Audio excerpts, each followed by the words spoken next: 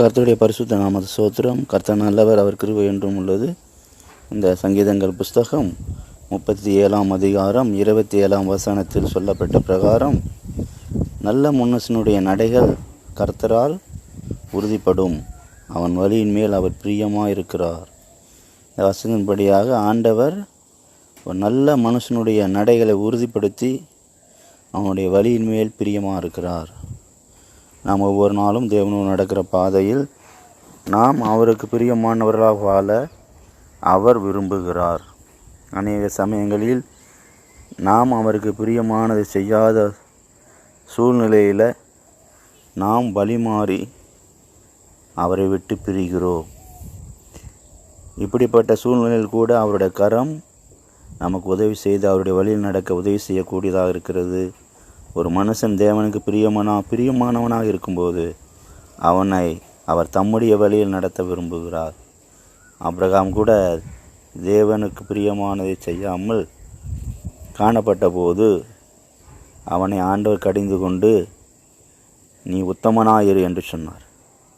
அப்படியே அவன் தொடர்ந்து ஆண்டோடைய வழி நடக்க ஆரம்பித்த போது அவன் தேவனிடத்தில் விசுவாசித்தபடி அந்த குறிப்பிட்ட காலம் வந்தபோது அவனுக்கு ஒரு நல்ல ஆண் பிள்ளை தந்து அவனை ஆசீர்வதித்தார். அப்போ அந்த நாட்கள் கூட நம்முடைய நடைகள் எப்படி இருக்கிறது? நம்முடைய நடைகள் கர்த்தரால் உறுதிப்படுத்தப்பட்டதாக இருக்கிறதா? அப்போது ஆண்டவர் அவனுடைய வழியின் மேல் பிரியமாக இருக்கிறார் என்று சொன்னதின்படி நல்ல மனுஷனுடைய நடைகள் கர்த்தரால் உறுதிப்படுத்தும் போது அந்த மனுஷனுடைய வழியில் எல்லாம் அவர் பிரியமாக இருக்கிறார். அவனை தொடர்ந்து நடத்த விரும்புகிறார், பாதுகாக்க விரும்புகிறார், அவனுக்கு பிரியமானது செய்ய உதவி செய்ய விரும்புகிறார். அவனுடைய வாழ்க்கையில் பல அதிகப்படியான நன்மைகளை தர விரும்புகிறார். அவனை கைவிடாமல் தொடர்ந்து நடத்தி பெரிதான நன்மைகளை பெற்றுக்கொள்ள உதவி செய்ய விரும்புகிறார். இந்த நாளில் கூட நாம் யாருடைய வழியில் நடந்து கொண்டிருக்கிறோம்? இயேசுவே நம்முடைய வாழ்க்கையில் நமக்கு வழியும் சத்தியமும் ஜீவனமாக இருக்கிறாரா? ஆண்டவருடைய வழியிலே நாம் ஒவ்வொரு நாள் ஓடிக்கொண்டிருக்கிறோமா?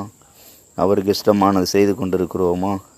கர்த்தருக்கு பிரியமான பாதையில் நடக்கிறோமா என்பதையெல்லாம் இந்த நாளில் கூட நாம் சிந்தித்து ஆராய்ந்து அவரோடு நடக்க, அவருக்கு பிரியமானதை செய்ய நாம் விரும்ப வேண்டும். அப்படி நாம் தொடர்ந்து செய்யும்போது ஒவ்வொரு நாளும் அவர் நமக்கு தம்முடைய வழியை வெளிப்படுத்தி கொண்டே இருக்கிற தேவனாக இருக்கிறார். அவருடைய வழி பரிசுத்தமானது. அந்த பாதையில் அசுத்தமும் தீட்டும் உள்ளது ஒன்றும் காணப்படுவதில்லை. அந்த வழி அவருக்கு சித்தமான வழி. ஒவ்வொரு நாளும் அவருக்குள் மறைந்து அவருடைய ராஜ்யத்தில் போய் சேர உதவி செய்யும் வழி. அதனால் அந்த நாளில் கூட நாம் எப்படி நடக்கிறோம், எப்படி காணப்படுகிறோம், எப்படி அவருடைய வழியை அறிந்து அவரோடு நடக்கிறோம் என்பதை நாம் சிந்திக்க ஆராய்ந்து விட ஒருபோதும் தவறிவிடக்கூடாது. நாம் நல்ல ஒரு மனிதனாக, தேவனுக்கு பிரியமான மனிதனாக, அவருக்கு இஷ்டமான செய்யக்கூடிய மனிதனாக இருக்கும்போது நிச்சயமாக ஆண்டவர் நம்முடைய வழிகளெல்லாம், நம்முடைய பாதைகள் எல்லாம் ஸ்திரப்படுத்துவார். நாம் தொடர்ந்து அவர் வழியில் நடக்கும்படியாக ஒவ்வொரு நாளும் நமக்கு உதவி செய்வார். நாம் அவரோடு சேர்ந்து நடப்போம். நிச்சயமாகவே அந்த நித்திய ராஜ்யத்தில் பிரவேசிப்போம். கர்த்ததாம் இந்த வசனங்களால் நம்மை ஆசீர்வதிப்பாராக. ஜெபம். கிருபையும் சிநேகமும் நிறைந்த நல்ல தெய்வமே, நன்றி செலுத்துகிறோம்.